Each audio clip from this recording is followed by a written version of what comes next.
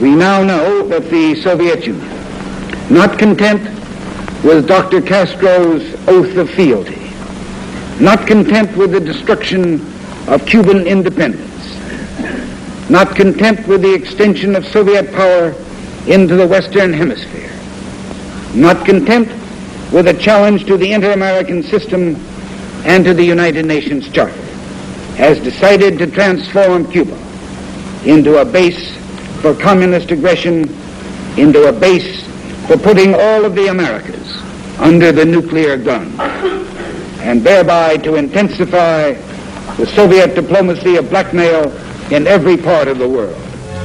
The United States' answer to what Adlai Stevenson termed Soviet blackmail in Cuba was a quarantine of all offensive weapons being shipped from Russia to that island fortress. The U.S. threw up a steel fence prepared to stop any vessel carrying materials of war. In Cuba itself, 100,000 men were put under emergency orders as they had been during past invasion scares. The waterfront in Havana and along other parts of the coast bristled with gun emplacements as the Cuban regime waited to see what their bosses in the Kremlin were to do. Cuba became the focus of world attention. Here centered the most critical threat of global war since the surrender of Germany 17 years ago.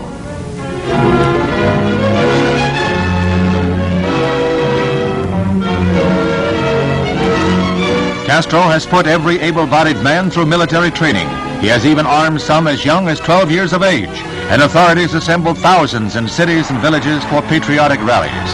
As in the past, these rallies are designed to whip up hate of what Castro calls Yankee imperialistic warmongers. To suggestions that a UN team inspect missile sites, Castro said that they had better come ready for combat. He went on to call President Kennedy a pirate for setting up the quarantine. The United States arrived at the decision for an arms blockade after studying reconnaissance photographs made with high-powered cameras from planes flying several miles from the Cuban coast. These cameras are described as capable of spotting a golf ball on a putting green from 40,000 feet. Literally thousands of pictures can be made on each flight by these planes, and they are studied by photo interpreters who are capable of analyzing details that an untrained eye would miss. Here, for example, is a medium-range ballistic missile base that has been labeled by these specialists. Suddenly, the veil is torn from the Russian secrets.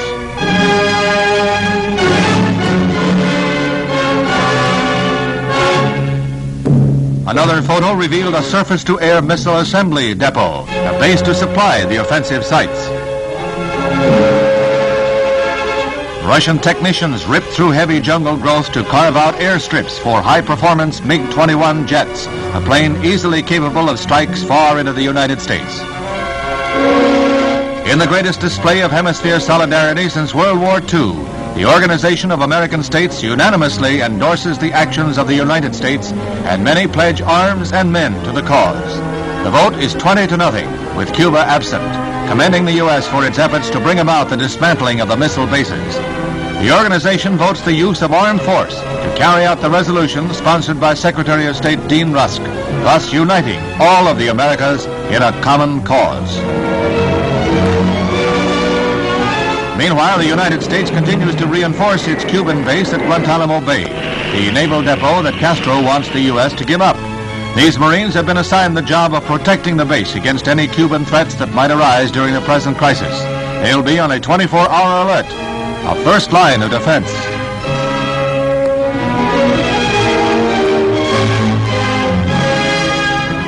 The United States went to the UN Security Council for a resolution calling for a withdrawal of all offensive weapons from Cuba.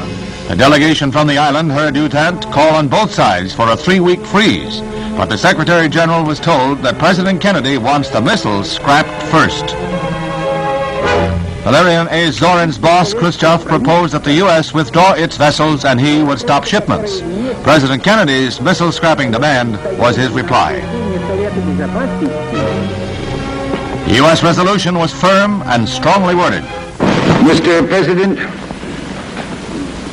I am submitting today a resolution to the Security Council designed to find a way out of this calamitous situation.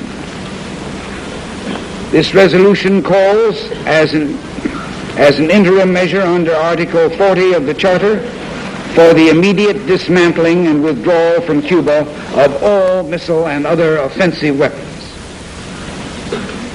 It further authorizes and requests the Acting Secretary General to dispatch to Cuba a United Nations Observer Corps to assure and report on compliance with this resolution. Upon UN certification of compliance, it calls for the termination of the measures of quarantine against military shipments to Cuba. And in conclusion, it urgently recommends that the United States and the Soviet Union confer promptly on measures to remove the existing threat to the security of the Western Hemisphere and the peace of the world, and to report thereon to the Security Council.